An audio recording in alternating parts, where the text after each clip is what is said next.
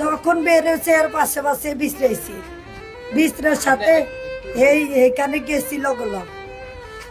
এই ছেলে ভাত নিচ্ছে যে বাসাতে, একজনে বলছে কয় এখান দিয়ে আপনার বাচ্চা যাইতে আছে, গেছে হেরে যাই যে গেছে অস্বীকার বলছে স্যার, হ্যাঁ স্বীকার যায় না।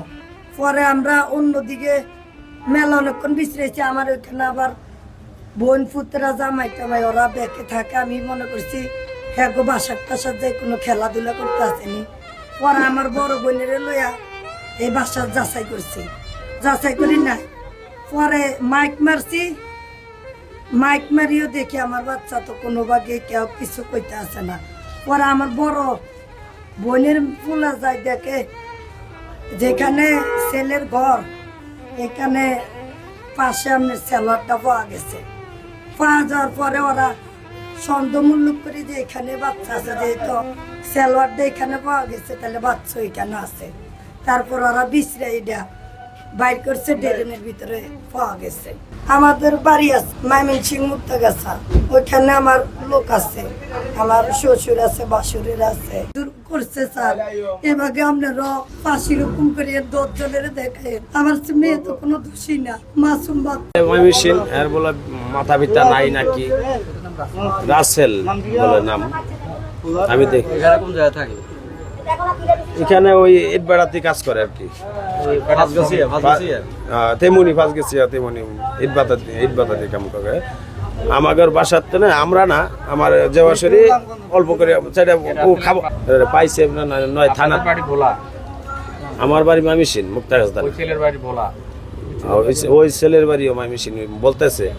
বাড়ি করতে আমরা চিনি না, এখানে কাজে আইসে আমরা ওখানে বাসা বাড়া থাকি।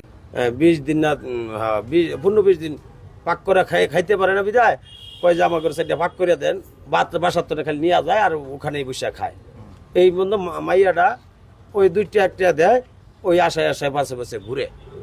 এই কারণে এই মাইয়াও এর ভক্ত আর কি এরকম হয়েছে। আমার বাড়ি হলো তেমনি মধ্যম মাথিয়ারা, মেয়ে হলো আমার খালতো শালী। কালকে দুপুর 1টার দিকে ছেলে মেয়েকে বলছে বাড়ি থেকে ভাত নিয়ে আসছে। তারপরে মেয়েটি ভাত নিয়ে ইটের বাটার ওইখানে গেছে ছেলেকে ভাত দিতে যায়। ছেলে নাকি মেয়েকে ভাতও খাওয়াই দিছে, তারপর শ্যাম্পু সাইডটা দিছে। শ্যাম্পু সাইডটা দিবার পরে মেয়েটি শ্যাম্পু সাইডটা বাড়িতে আনছে। আবার মনে হয় ছেলে বলছে দেন শ্যাম্পুগুলো দিয়ে আবার ভাড়ার যাইতে।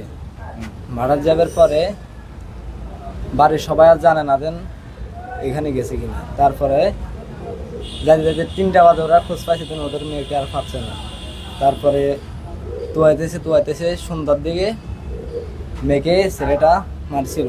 মারবার পরে মাথাতেই বাড়ি মারছিল, বাথরুমের ভিতরে পালাই দিছে। তারপরে আমরা রাত 8টা বাজে মাইকিং নিয়ে বাইরেছিলাম। মাইকিং নিয়ে বাইরের পরে মাইকিং করছিলাম, মাইকিং করে কোনো লাভ হয়নি। লাস্টে এই ডেটাটার ওইখানে ফ্যানটা ছিল, ফ্যানটা মানে ফানের কারণে ওই কারণে এখানে ধরা খাইছে। ফ্যানটার কারণে ধরা খাইবার পরে যখন স্লেপটা উঠাইছে পাটা, তখন দেখা গেছে। পাটা দেখা যাবার পরে পুলিশ আসছে। পুলিশ আসার পরে বাচ্চাটাকে বলছে দেন আমাদেরকে উঠাবার জন্য, তো আমরা উঠাইলাম এটা।